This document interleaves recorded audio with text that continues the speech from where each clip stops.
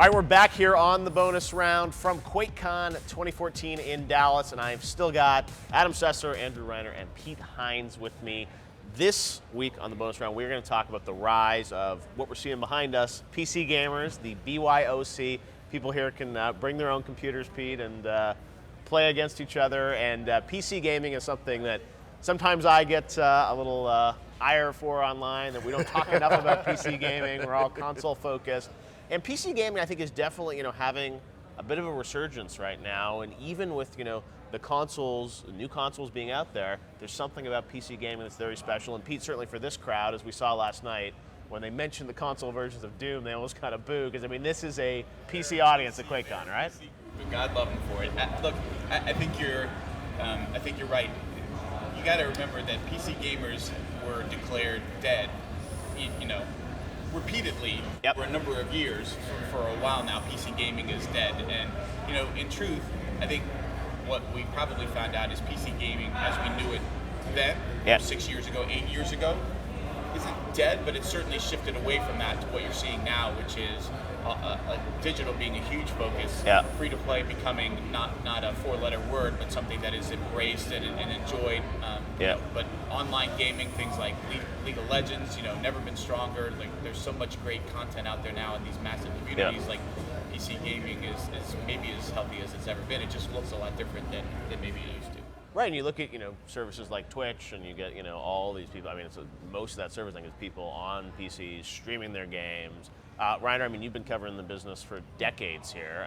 What do you feel about the PC gaming business right now? Are you still playing games on PC? As Pete pointed out, there's so many options, and you can't even keep up with it anymore. Like every day you go on Steam, and it's like, hey, there's new releases, and Well, that's because I love the indie community and the early access and the opportunity to play new games. If you want to sort of discover what's new and different, there's no better platform than the PC. So many avenues to go about it, and games like League, bringing that competitive and esports angle. Dota obviously is going to be on ESPN. It's crazy the way people are playing games, and I think the price has come down on computers as well. I think that's playing a big factor in it, where your entry point's a lot less than it used to be. Because that used to be the slam. I remember Michael Pachter once did a pack attack that went viral. He was like, well, you got to spend $3,000 or $4,000 to have a good PC experience. And I remember when I was growing up, you were spending thousands of dollars to get a PC that's competitive. And now, you can get one for under $1,000. Well, and also on the flip of it is that the games, as you were just mentioning, Andrew, is League of Legends, something like Hearthstone. They are not asking that much of your processor, of your graphics card, and so you've had this kind of wonderful kind of convergence that you're bringing down the price, so you have a lot more access, and the games themselves. Doom is a beautiful, beautiful game, but that is not just what is kind of feeding that PC gaming community. And I think that's why when you look at Eastern Europe, you look at South America, that is still very PC based. And that's a very large population that consoles just because of various tariffs or whatever, they don't get in there as easily. That there really is that audience and that population, and that the cost is there, but I think the games and the game variety, it's been this kind of wonderful synergy that I think has caused what's happening the past couple of years. So Pete, with Bethesda, I think most of your games you tend to put out on kind of PC alongside console, right? The last one we did that wasn't PC. Right. So is there a difference in those audiences, or do you think a lot of Bethesda games work just as well on consoles PC? For the most part, we just view gamers as gamers. Right. There's obviously differences in terms of controls and UI and things like that. But when you make a Skyrim, when you make a Dishonored, we don't do anything different in designing the games. This will resonate well with the console folks, but the PC folks won't like it because all of us up here are both of those things. You play stuff on PC, you play stuff on console, and sometimes the reason you play one on one platform for the other is I feel like sitting on my couch today to play this one, or because I've been at my desk, or no, I want to play on the PC because of the mod stuff. So I think that it's a lot more homogenous maybe than these guys would like to admit. With an Xbox One or a PS4 gamer than they might like to admit, but ultimately, look, games are games. I view it the same as the male-female thing. We don't do anything different for a game to make it appeal more to women or men. If you're a gamer, or if you like an RPG, we think you're gonna like this. I don't care, whether you're 18 or 88, or I don't care if you're a male or female. If you like stuff, and I think PC consoles is a lot of the same argument. And now the consoles, even the architectures are so similar now. It's very easy for developers to put things across all these different devices, which I'm sure is another reason we're seeing more and more of this stuff.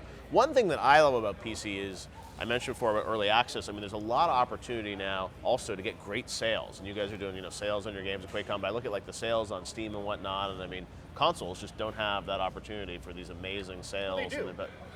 There's nothing. They haven't created that opportunity. Exactly. But that's the thing is, I think the sophistication, as you said, the Xbox Store, PlayStation Store. I mean, what they could be doing with sales and all these other opportunities. I feel like there's so many games that people could really experiment with on these consoles. If you want to play more games, PC is probably the most cost-effective platform to play a lot of games right now. Yeah, PC's leading the charge right now on all these kind of innovations and ways people can access games and pricing and all that stuff. Yeah. You're starting to see that bleed over on console and handheld as well. iPad, you got Hearthstone on there now. But it always seems like they're going to be lagging behind. They're like 4 or 5 years behind, or 3 years maybe. It is. I do not separate things into PC gamers and console gamers, but the console mentality, which I think is slowly going to go away, is just kind of that, like, I have a product. Yeah. It comes in a package. It is somehow complete. It is somehow finished. This is why, controversies about DLC or day one, add-ons are such a big deal. And you look at the PC side, Minecraft was in beta for how long? Right. I mean, it was like the only other thing I know that did that was like Gmail. And there is this kind of sensibility that we've conditioned people who play on the PC that really have created a far richer kind of marketplace to find new ways of getting the product to people. That it is. I think it's both on the supplier end, but on the consumer end as well. There has to be some re-education that has to occur. Well, so one of the things, Jeff, is that you mentioned, like, look, the consoles are a lot closer to PC. The benefit of a console is, like, for $400, I get a machine I know will run the game. I don't have to worry about drivers or anything else. Like, they'll update all that stuff for me. But it does come with the negative that Adam's talking about, which is it's a closed system. And as a result, they're a lot more stringent about things like on a PC, like there's alphas and pre-alphas and stuff that you can download and participate in now. Like, they don't care. Like, it's your PC, you put whatever you want on there, play whatever you want. Whereas the console is much more of like, we gotta be really careful, like you're our consumer and so they just, I think as Reiner was saying, like they are a couple of years behind in like getting to the point of access and sales and price points and all those things that PC gamers have long embraced and understood. Yet you don't get controversies about resolution on PC games. That's all I have to say there. So. That's a good point set. But Pete, I mean, you guys obviously do a lot on PC and on console, and when you do these sales and things like that on PC, I'm sure that's stuff you wish you could do on these consoles too, right? We do some. I mean, we had, I had like 6 slides yesterday on the PC sales, and then I had my one Xbox Live stuff we're doing. It's certainly something. And by the way, we keep mentioning it, like it's a Steam thing. Like this is something that Steam and now Amazon and GameStop and other folks are doing as well, but like they're the ones that decided like we're going to be really aggressive about this, in part because they have so much content, and they have a lot of the content that is not a $60 thing, but is like, look, here's this little indie game that was $5 and now I can sell it for 99 cents and nobody like bats an eye, or like that's just normal. And we've all spent money. I know I have. I must have 15 to 20 games I bought. Never played. I've never even installed much Let's Play. But I was like, it's too good a deal to pass up. How do I pass it up for 99 cents? The console guys haven't gotten there yet, in part because they don't have all of that content, and I think they're starting to get there.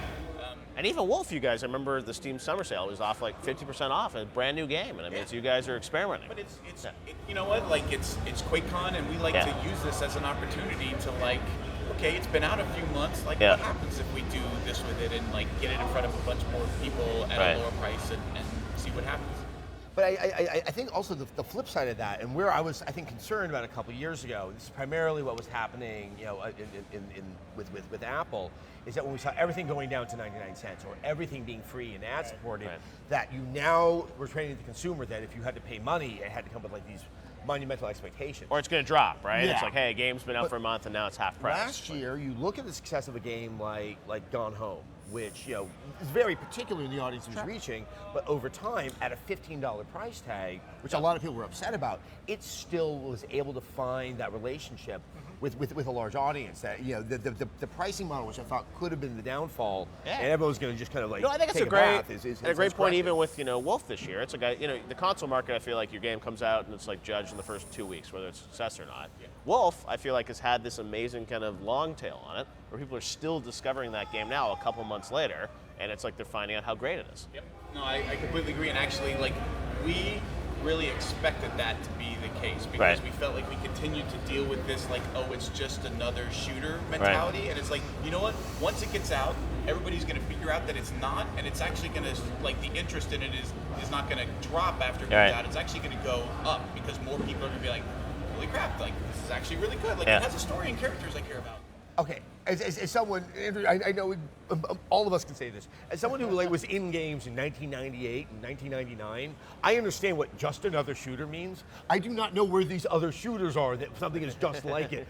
There really aren't that many out there anymore. That's a great point. and it's just right, because there's Call of Duty, but it's like that's what it is, and then beyond that, you're right. It's like there's not a lot, not a lot of stuff. I'm a guy who played Shogo and Hexen too, just because it was there. I know what just another shooter is supposed to be. No, you're right. All those old 3D Realms build games, Shadow Warrior, all that stuff, and you're right. Now it's like there are not that many shooters that come out. I mean, Bethesda's obviously had a commitment to it, Machine Games and id. There's the military action games, but beyond that, in a BioShock, there's nothing coming out. And that's just so interesting because I think when you think PC game, that's kind of where your brain's supposed to go. No, it's League of Legends. It's Hearthstone. It's not what we typically thought of as a PC game. And we're just seeing less of the AAA games now, and what you'd consider the B games, right? There really isn't that space anymore. So I think you're seeing that market kind of dry up just because there's less games like it, right? More shooters from Bethesda, though, it sounds like, right? Good ones, too. All right, more shooters on the way, and we've got more bonus round after this.